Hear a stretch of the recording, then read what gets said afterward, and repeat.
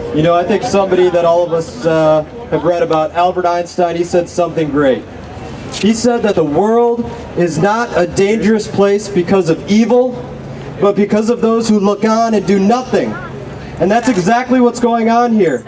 Our elected officials are looking on to the evil that Iran has posed to the world, and they're doing nothing about it. And worse than that, they're saying that they're going to forget about everything that Iran has done.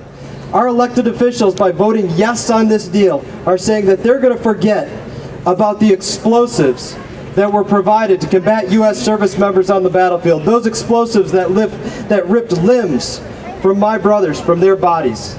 They're saying that they're going to forget about the training that was provided to our enemies. They're saying that they're going to forget about everything, every one of those enemies of Iran, and those enemies that Iran has done to us. They're saying that they're going to forget about the explosively formed projectiles that ripped through the Humvees of men like Sergeant Bartlett. They're saying that they're going to forget about every American who gave their last breath and their last thought and the last beat of their heart because it was snatched away by a weapon of Iran. We need to tell Debbie Wasserman Schultz. We need to tell Lois Frankel. We need to tell Patrick Murphy that if they vote yes on this deal, then they will have the blood of U.S. service members on their hands.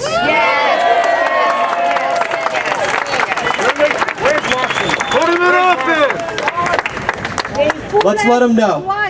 They need to find the courage within themselves. It's never too late to stand for what is right. We need to show them that the United States of America will still stand with our great ally Israel, and we will oppose this deal. Thank you, well said. Good to see a lot of you once again. We're here still punching out that message. The message that this still stands for something. Yes. Christian, Jew, Democrat, Republican, conservative, liberal. We all serve under this flag. We all lived under this flag, under peace. How long will that last? If they get $150 billion, how long will that last? Let's put it in perspective here. We just had 4 Marines killed. How long ago? You still hearing about it in the news? No. They just gave their life for their country. Do you hear about the vets who were hit by these EFPs from Iran, and that's why we started labeling, that's why we put them on the terrorist list, we stopped working with them, that's why we put the sanctions on Iran? No, they don't talk about that. That's the reality, and this is the world we live in. We have to accept the truth that they want to kill us.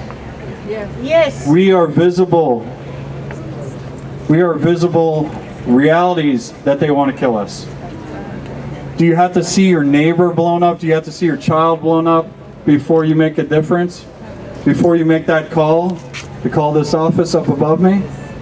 No. You have to call your friends and family members across this nation. Do something. We wore the uniform to serve you and fight for you. Please stand with us and continue to fight for this nation, or we're going to lose it. It's a very fragile nation. We can only lose it if we don't work together. We must work together as Christian and Jew alike, as Americans alike, as Democrat and Republican alike. We must vote people out of office who are embracing death.